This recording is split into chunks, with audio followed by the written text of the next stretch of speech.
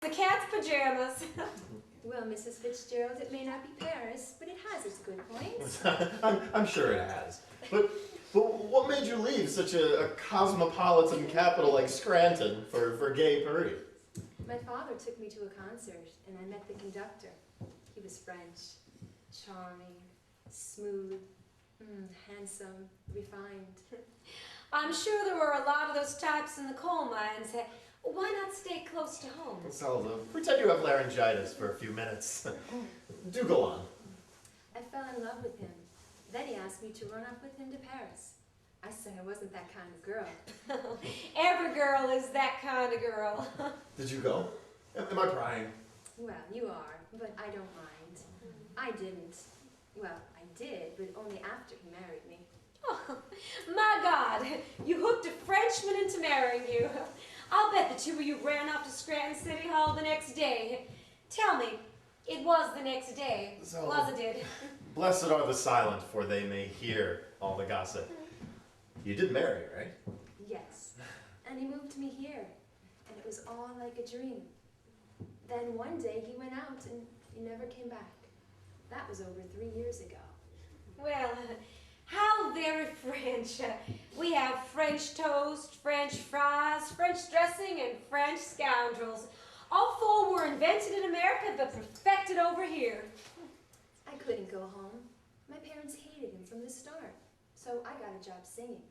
I used to be in the choir back home, and it was the only thing I could fall back on. Believe me, honey, there's another thing we girls can fall back on, and it ain't singing. You must be very unhappy to be so rude and obnoxious, although I know being an American helps. Oh, touche. If you don't mind, I've got to go. Life's tough enough as it is without having to wallow in someone else's self-pity. We have a saying in Scranton, if you think this is bad, you should see Carbondale. Thank you for the champagne.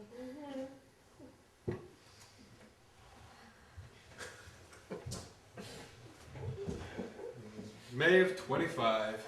Really? Right here? Right here. Oh, isn't that interesting? Yes, it is. A dingo is a kind of dog, a scavenger, eats dead things. Ernest may have been sitting right at this very table. They've moved some things around. Hereabouts, anyway. Well, they should put up a plaque. Maybe when we're all dead. Well, what good is that anyway? Zelda and me, you and Sorry. Having a second wife doesn't erase my first wife's existence. We liked Hadley. Everybody liked Hadley. I liked her so much I married her. And we loved each other for a long time. Then we didn't love each other so much, then we didn't love each other at all. We would have liked to stop that from happening, but we were very young and we didn't know how to do it. And once something like that has happened, there's no going back to the way it was before. But I believe that we were both as kind to each other as we're able to be. She was kinder than me, but that's the kind of person she is. Well, have you learned? Learned what? How to stop loving someone? I don't know. Pity. You seem very good at it. That's something you only know when the circumstances arise. God keep you from them. Amen.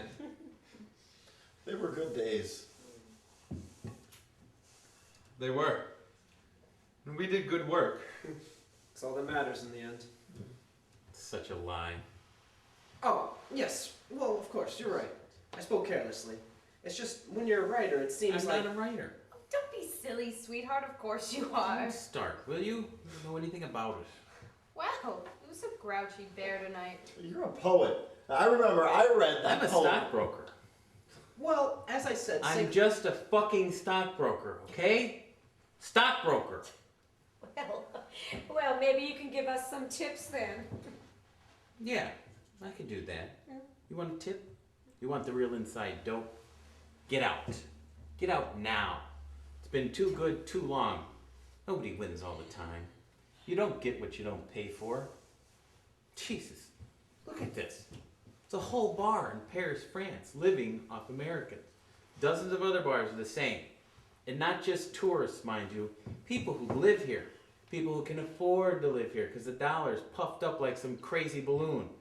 You think that makes any sense? You think that's gonna last? You think the free ride's forever? You think the basic laws of economics are gonna allow every hick from Des Moines, whoever wrote his Sweetie at Valentine, to prance around Paris like he's Lord fucking Byron forever? Honey, No. You people are living in a dream. You better enjoy it. You won't have long. You won't have long. Abe. Best leave him be. Yeah, but He's right. Just give him some time. I'm sorry. Hey, he's no worse than any of us. And that's what you do in Paris. You sit in bars and behave appallingly. Then you forget all about it the next day. So that you can do it again. Yes. Exactly. We'll make a bohemian of you yet. It's okay, Betty, really. Living's hard. Doesn't matter who you are or what you do. No one of us can always behave well. And the booze don't help. Thank you. You're all so kind. And you know, what he said, it really isn't true. My father's in the market, and he says it's never been stronger. Well, I don't think that was exactly what Abe was talking about, honey. Still, good to know. Well, the word of the Oracle of Westchester is good enough for me. I mean, I hate to think of this all swept away. Nothing lasts. Paris was good for a while, but now the edges are starting to curl. You don't really think that, do you? Bought a place in Florida. Florida? Time to move on. Heading back to Toronto in a couple of weeks myself. Change and decay and all around I see. When you need a place, that's where you have to be. Maybe we all had to be here for some time. Maybe there will never be anywhere else quite the same. But when something rots, it rots. Well, hey, we've only ever been visitors ourselves. Birds of passage, we. I know that. Hell, I better go rescue that guy. Oh, I shouldn't. No, it's all right. Scott's good with the wounded in short bursts. It's quite a speech back there. Practice in the mirror. Can't write anymore, huh? I never could. Oh, hey, no. No, don't give me the bull crap, all right? Everybody goes through a dry spell. Everybody feels like that sometimes. If I learned anything here, it's the difference between those who have it and those who don't. You got it. Ernest, of course. Morally in some small way. I don't. I never did. You can want it all you want. You could be wrong. I'm not. It doesn't matter. I mean, in Westchester, I don't even think about it. I'm sorry, Scott. That's fine. Just don't like upsetting Betty. Betty, oh, she's fine. I mean, we're all a little drunk, and it's something and nothing. She's fine. Can I ask you a question? Sure. Did you sleep with her before you married? What? Did you? What kind of question is that, Scott? It's a real one. Tell me, did you? No. No, if it's any of your damn business. Good. That's good, because that means you can trust her. You know, if you sleep with her before you're married, then you're never going to be able to trust her. You know, if she'll do that, then you're just never going to be able to know. To be certain. That's screwy. No. I've thought about it a lot. Clearly. Oh, Jesus. Oh, just like old times, huh? Why can't we all just get along? There's a topic. Hey, come, join us. I think Mr. Hemingway might hit me on the nose. Well, he might. Oh, and then there's your wife. Leave my wife alone. Hey, touch me. He isn't writing anymore. Enough said. Well, I have to say the potential welcome seems likely to be less than overwhelming. Perhaps. You know, I wish to hell this whole thing between you and Ernest could just be sorted out. I don't think so. Scott, there are two things you can never do with Ernest Hemingway. One, you can never challenge him on an area on which he considers himself an authority, which pretty much covers everything, right? And you can never put him under an obligation. I'm completely innocent of the first. As for the second, Well, however, sure, you published them, but I mean that you no, should. I did before anyone else did. I've given him money. I've paid for his trips. I've talked him up. I've written him ecstatic reviews. All you see quite unforgivable. I mean, no one can be allowed to have created the great Ernest Hemingway except for our hero himself. Well, that's nonsense. I did that stuff for him way back when. Yeah, we all did. I mean, who talked him up when he first got here? Sherry Anderson? Gertie Stein? Does he even speak to him these days? I mean, even the wife got heaved, and you come under category 1 as well. Come on, you're as good a writer as he is. I only wish I were. You know, your literary taste was always appalling. Well, his is excellent. But you know what? You're right. Your friendship is just as firm and blooming as it ever was. Had me coming there. I mean, come on. You know why Ernest is down on you as well as I do. Hell, all of Paris knows. Because I turned him down. No, because you go around telling everybody that you turned him down. Jesus, I've been mad at you myself. I mean, Ernest is no more a fairy than I am. I mean, what do I go making that stuff up for? All right, there was pique involved, I admit it. But that was an act of retaliation. As for the truth of the matter... Look, why don't you come over? Hey, maybe tonight is the night that you can patch it all up. Scott, I don't want to be around when your optimism dies. However, if I keep my guard up, I mean, you do seem to be having a lively time over there. Damn right we are. Come on. Hey, your wife is pining. Ah, reinforcements. May I present? I think we all know each other. I'm sorry, honey. It's all right. I just don't like to see you unhappy. And then I won't be. Ernest has a new place in Florida. I trust your wife is leaving you a free hand with the interior decoration. It's got walls and doors, all I know, Bob. And a boxing ring, surely. I mean, you and Pauline can strap on those gloves for those cold winter nights. What could be more connubial? Bob, leave it. He doesn't bother me. I'm just making conversation. So, has it changed very much, this place? I don't think they even painted it. Oh no, they have. They get the dung brown made up specially. Why do you ask, dear lady? Oh, well, Scott was just saying that this is where he and Ernest first met. It was indeed. I was here on that auspicious evening. The Ides of March, wasn't it? May, so Ernest informs us. Oh, my mistake.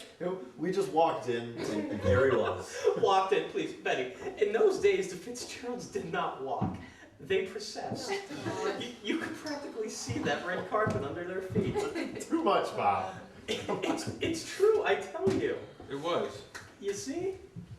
I mean, they moved in this aura of their own, this aura of wealth and glamour and sophistication. I mean, look at the best and most famous writer of his generation, the defining writer of his generation, and his beautiful, beautiful, vivacious wife. I mean, they were young and handsome and clever, and they didn't give a damn. You know, I think Jimmy bowed the first time they came in. You were something, all right. Now I've often wondered what you thought of us. Well, I thought Scott was a middling writer who got lucky, and that's all right. You don't begrudge someone their luck. We just weren't in the same game, that was all. What he was doing wasn't serious. Then I read The Great Gatsby. I'll always forgive him. Anything for Gatsby. And me. You didn't write Gatsby. I thought you were the greatest writer I'd ever read. Oh, barring Shakespeare and Tolstoy. You know what I mean. I know what you mean. I thought so too. I wish I'd known you all back then. Are we so terrible now? Oh, no, that came out wrong. You see, Ernest was very quiet and modest and polite. Oh, it's true, he was. I was very poor. That gives you a great deal to be polite, quiet, and modest about. And now, are you very rich? Mr. Rockefeller is very rich. I have enough for what I need, and I remain, of course, the most pleasantest fellow. And so say all of us. Yes, but Morley, maybe you can help me on this. You see, these mysterious trips to the gym of yours. Oh God, no. There's nothing mysterious about them. You guys, you fight. We spar. Yes, but the hitting. is involved. It's what boys do, Bob. The Lord knows why. Extraordinary. I mean, what two grown men choose to do in their own privacy is their business, but I just can't seem to picture it somehow. Why don't you come down and watch if you're so fascinated? Morley. Watch, could I?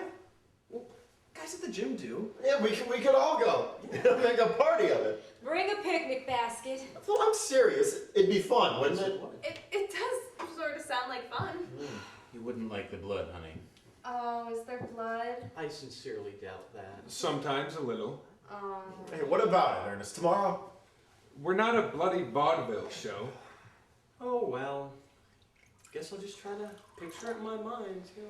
Maybe grab a friend and act out my idea of it. You know, it just seems unfair, though, Morley. I mean, Ernest being so large and well... Well, it's not the size, it's the technique. Would that were true. Ernest goes easy on him. He does not. Don't let them rile you, Morley. But you don't go easy on me. The simple fact is that Oh, yes, now we're getting to it. Yeah, maybe we should talk about something else. Oh, come on, but this is absolutely fascinating. All right, let me see if I have this. Ernest is bigger than Morley, but he isn't going easy on Morley. So the reason Morley keeps his limbs and faculties is his superior boxing technique keeps Ernest at bay. Ergo, Morley's the better boxer. QED. the question is completely unimportant. It's a form of exercise and nothing else. Oh, absolutely. Morley's a good boxer, and he's also my friend. And it's a good thing that friends can spar together without hostility or competition. Which is what would happen if I knocked him out. In your dreams. Like I say, nothing I'd ever want to do. And I say in your fucking dreams. Oh, sit down. You make yourself ridiculous. I will not sit down. He's not sitting. He's certainly not sitting. I will not sit down until I receive an apology. Hit him in the face with a glove, Moore. Then you had better stand. Guys, Wait, if I may, the question being whether Mr. Hemingway could, if he chose, to knock out Mr. Callahan, it seems to me the only way to provide an answer would be to give him the opportunity. Right? You have the gloves, and we can clear space. You're not serious. Oh, I'm game. Yeah, we could do with that. Hey, Jamie, do you mind if we have a fight? Not usually asked in advance, sir. Proper thing, Jamie. Marquis of Queensbury. And hey, we'll mind the furniture. Well, as long as you don't sell tickets at the door, it contravenes the license. I know, no tickets. Fine by me. How about it? I don't box in bars. Oh, come on. Ernest, Zelda, you either box or you're a bag of wind. Morley, shake my hand. Of course. You really want to do this? Nothing we don't do at the gym. Nothing but that. I just want them to see. I won't try and knock you out. I know that. I just want them to see. Let's give him a show then. Yes. Hey, Jamie, how big is a ring? You were a boxer. 16 foot square and up. I'm not sure there's enough room. Well, big as we can make it, huh? Hey, give me a hand, will you?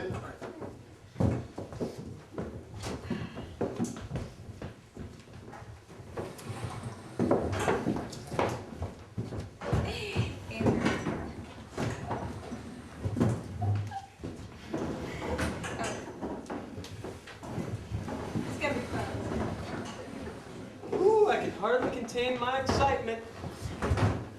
Look, I'm sorry. This is probably ridiculous. Look, you don't have to do this.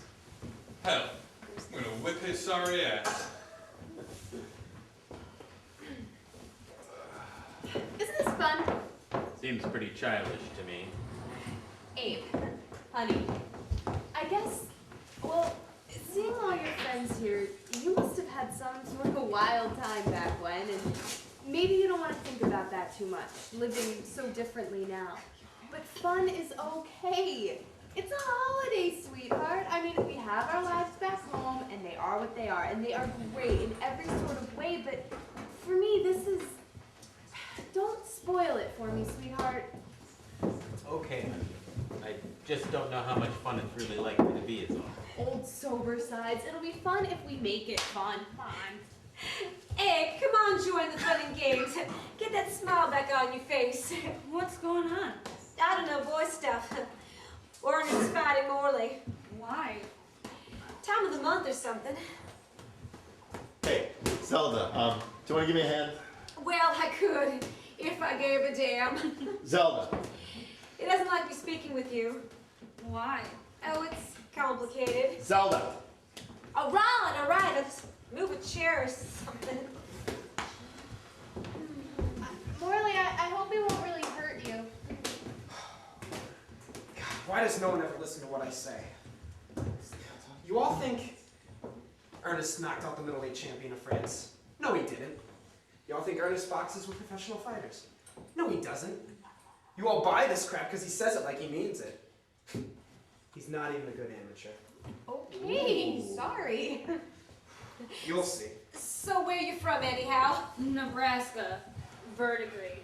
Sorry? Verdigris, Nebraska. Pretty funny, eh? Where are you from, Amy? Verdigris, Nebraska. It's got one street. Sounds pretty sad to me. Yeah. I'm a dancer, well, sort of, like what I was doing over there. I don't think I'm very good, though. Oh, but you really shouldn't say that. Everyone else does. And you and Natalie? We were. I don't know anymore.